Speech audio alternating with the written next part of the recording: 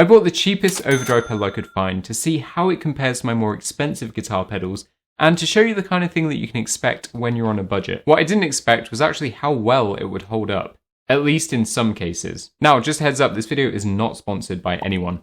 I bought this pedal with my own money because I thought it would be a cool idea. If I ever do sponsored content on this channel, I'll call it out clearly up top. So let's take a closer look and see what kind of sounds we can get from these pedals, and whether the big price difference is justified. So first up, here's the cheapest pedal, which is the Behringer TO-800, which I bought for £25 brand new the other day. So here's my guitar's clean channel.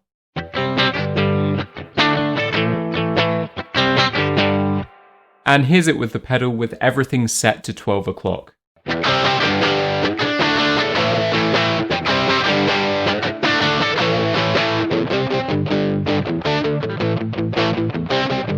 So right off the bat, that's a good sounding overdrive pedal. But let's see what other sounds we can dial in.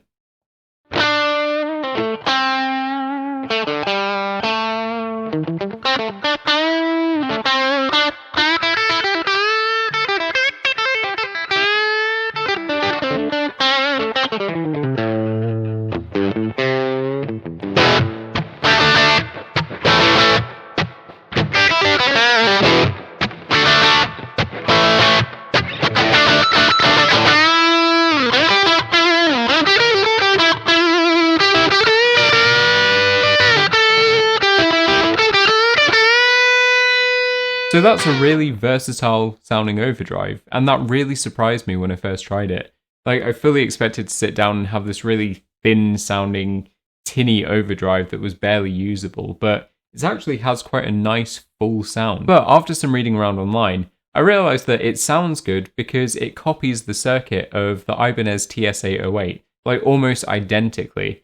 And that pedal retails for around $170, so over 5 times the price. So what gives? Why are we spending more on pedals when we can get the same thing cheaper? Well, let's compare it to my Boss SD1, which is another 3-knob overdrive pedal that retails for around $70 new. Let's start with the sound. So here's both pedals at 12 o'clock.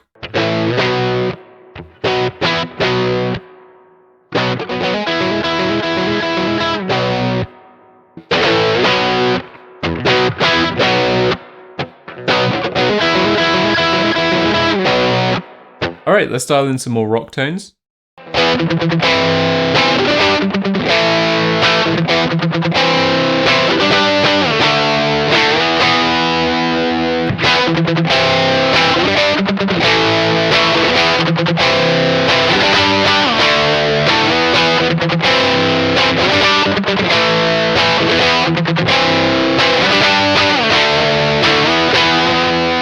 let's try something a little bit cleaner.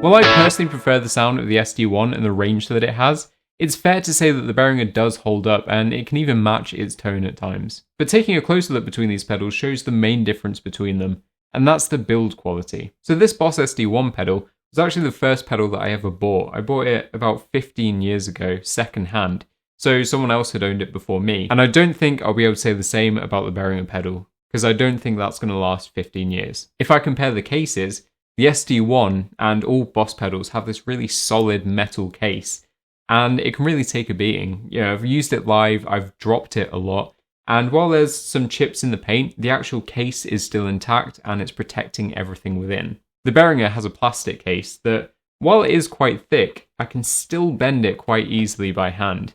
So dropping it will probably cause it to crack and break, and it will certainly wear out quicker over time. Likewise, the knobs are made of a cheap plastic, the input jacks are quite flimsy, and it stands to reason that the components inside will be of lower quality because of the price, meaning that they'll give out quicker. And now's a good time to bring in the Dunlop Way Huge pork loin, which they don't sell anymore, but I think it used to retail for around $150. Again, I bought this second hand around 10 years ago, literally for the only reason that Joe Bonamassa used one. And this is the most expensive pedal here, but it's clear that a lot of time and effort has gone into designing the circuit and the layout of the pedal. Not only does it have more controls, allowing for a more clean boost sound and even more tone shaping of my overdrive,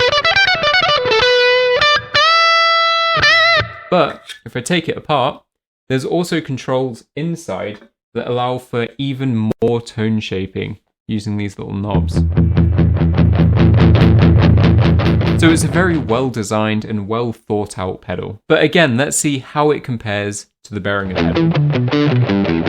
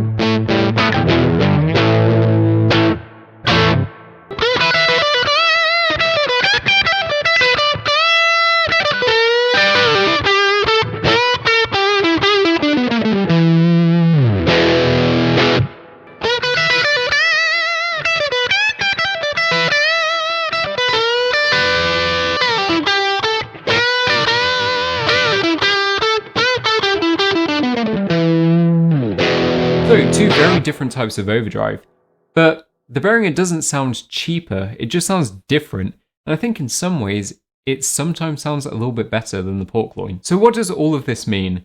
Well, I think it goes to show that you don't need to spend a lot of money to get a really good sound, as long as you know that you're going to be sacrificing some features and some quality along the way. While the Behringer TO-800 sounds great, and I think is a great choice for anyone on a budget or just getting started with guitar pedals, I don't think it has the same longevity as these other pedals here. I don't think I'll be owning it in 15 years' time. So to answer my earlier question, is the price difference justified?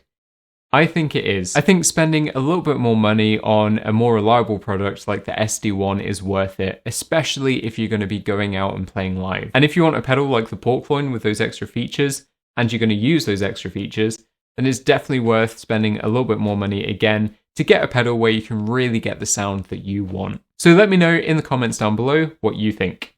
And thank you for checking out this video. I'll see you in the next one.